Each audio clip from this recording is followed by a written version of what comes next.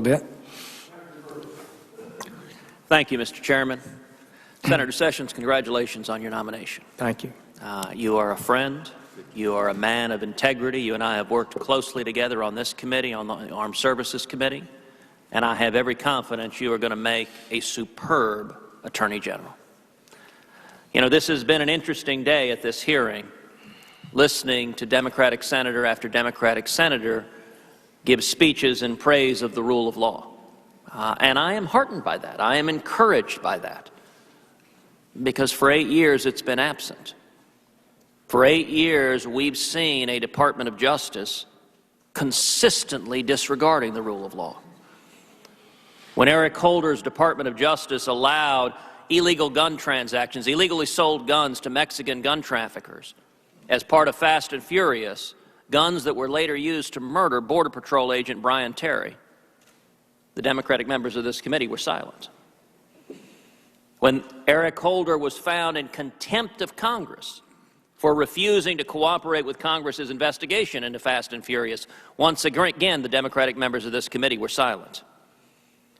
When the IRS illegally targeted United States citizens for exercising the First Amendment views, for exercising their roles in the political process, Democratic members of this committee were silent. When the Department of Justice refused to fairly investigate the IRS targeting citizens and indeed assign the investigation to a liberal partisan Democrat who had given over $6,000 to President Obama and Democrats on this committee were silent. When numerous members of this committee called on the Attorney General to appoint a special prosecutor to ensure that justice was done in the IRS case, Democrats on this committee were silent. When the Justice Department began using Operation Choke Point to target law-abiding citizens that they disagreed with politically, Senator Jeff Sessions, you are racist. You have ties to the KKK. You call the NRA to be an unbreaking organization. Black Lives Matter. Black Lives Matter. Black Lives Matter. Black Lives Matter. Sessions, the United States, you believe in self-deportation.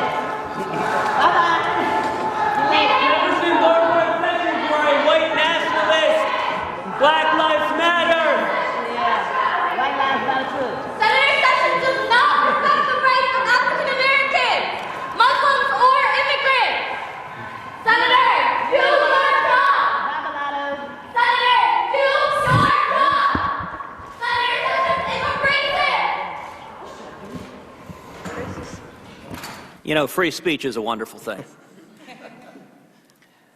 When the Department of Justice used Operation Choke Point to target legal businesses because they disagreed politically with those businesses, the Democrats on this committee were silent. When the Obama Justice Department sent millions of dollars of taxpayer monies to sanctuary cities that were defying federal immigration law, the Democrats on this committee were silent. When the Obama administration refused to enforce federal immigration laws and unilaterally rewrote those laws, the Democrats on this committee were silent. When the Obama administration released tens of thousands of criminal illegal aliens, including rapists and murderers, into the general population, Democrats on this committee were silent. When the Department of Justice signed off on the Obama administration paying a nearly $2 billion ransom to Iran, contrary to federal law, the Democrats on this committee were silent. When the Obama administration ignored and rewrote provision after provision of Obamacare, contrary to the text of the law, the Democrats on this committee were silent. When the Obama administration signed off on illegal recess appointments that the Supreme Court had to strike down unanimously, the Democrats on this committee were silent. And when the Obama administration released 5 Guantanamo terrorists without the required notification of Congress, the Democrats on this committee were silent. That pattern has been dismaying for 8 years, but I take today as a moment of celebration. If once again this committee has a bipartisan commitment to rule of law, to following the law, that is a wonderful thing, and it is consistent with the tradition of this committee going back centuries. Now, if we were to play a game of tit for tat, if what was good for the goose were good for the gander, then a Republican Attorney General should be equally partisan, should disregard the law, should advance political preferences favored by the Republican Party. Senator Sessions, do you believe that would be appropriate for an Attorney General to do? No, I do not. I believe you, and I think we do have to be aware that when something like this is done, and some of the things I'm familiar with enough to agree with you that I thought were improper, I do believe it has a corrosive effect on public confidence in the constitutional republic of which we are sworn to uphold.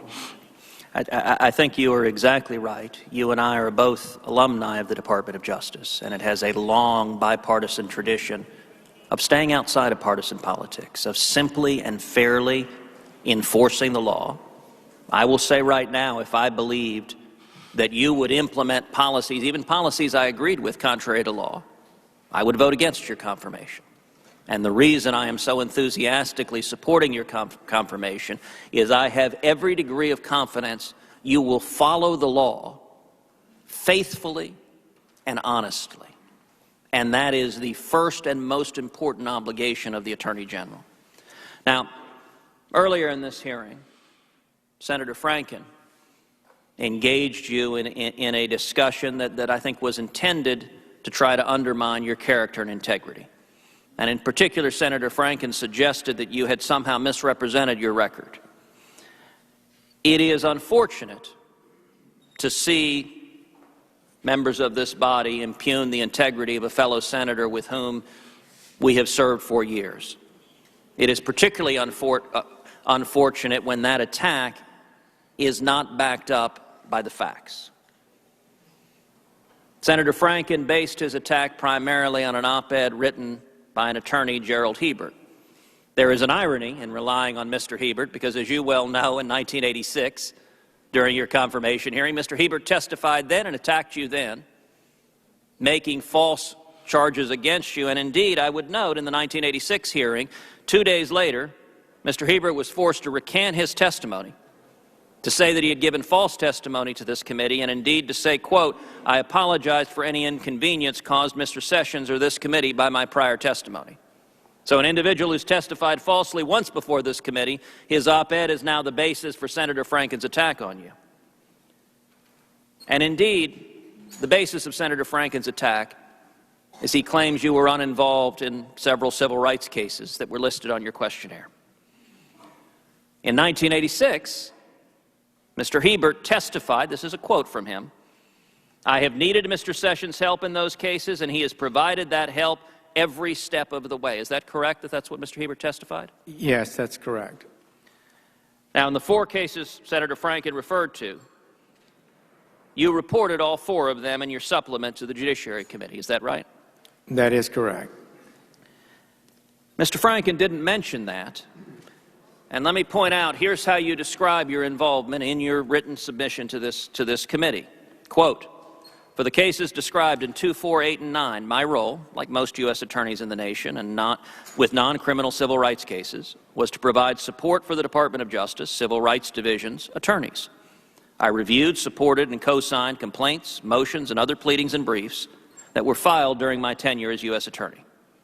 I provided assistance and guidance to the civil rights attorneys, had an open-door policy with them, and cooperated with them on these cases. For the cases described in 6, I supervised litigation and signed the pleadings." Now, that is consistent with the 1986 testimony that you provided help every step of the way. Is that correct? Well, I think so, yes. There's no question you've been forthright with this committee, and I would note that members of this committee don't have to search far and wide to know who Jeff Sessions is. We've known every day sitting at this bench alongside you. I want to shift to a different topic, and it's the topic I opened with, which is the politicization of the Department of Justice. The Office of Legal Counsel has a critical role of providing sound legal and constitutional advice, both to the Attorney General and the President. And in the last 8 years, we have seen a highly politicized OLC, an OLC that has given politically convenient rulings, whether on recess appointments, whether on executive amnesty. And early on, perhaps that was started by 2009 Attorney General Holder overruling OLC concerning legislation trying to grant the District of Columbia representation in Congress. And it may well be that that sent a message to OLC that its opinions were to be political and not legal in nature. Tell me, Senator Sessions, what will you do as Attorney General to restore professionalism and fidelity to law to the Office of Legal Counsel?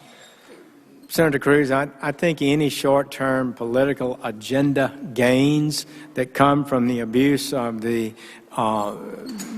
lawmaking processes and requirements of the Department of Justice just don't make sense. It will always, in the long run, be more damaging than the short-term gain that one might have. The Office of Legal Counsel, all of us who've served in the department know, is a big-time position. You need a mature, smart, experienced person who understands this government, who understands the laws, and is principled and consistent in their application of the laws. That will help the President, it will help the Congress, and it will help the American people. I do believe we need to work hard to have that, and I will do my best to ensure we do have it. One final question. In the last 8 years, the Department of Justice's Solicitor General's office has also, I believe, been unfortunately politicized, and it's sustained an unprecedented number of unanimous losses before the United States Supreme Court. Indeed, President Obama's Justice Department won less than half of its total cases before the Supreme Court, which is the lowest presidential win rate since Harry Truman. The average historically for the last 50 years has been about 70%. Numerous of those cases were unanimous, with indeed both Obama Supreme Court appointees voting against the lawless positions of this Justice Department, including their assertion that the government has the authority to supervise and direct the appointment and the hiring and firing of clergy in the church.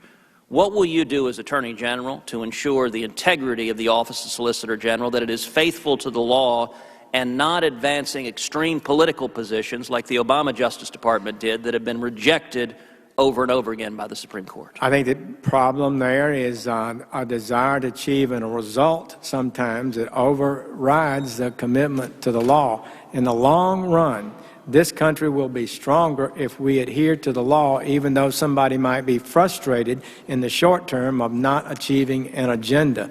The Solicitor General should not advocate to alter the meaning of words to advance an agenda. That is an abuse of office, and I would try to seek to have a Solicitor General who is faithful to the Constitution, serves under the Constitution, does not feel it has the power to rise above it and make it say what it wants it to say. Thank you, Senator Sessions. Your Blumenthal.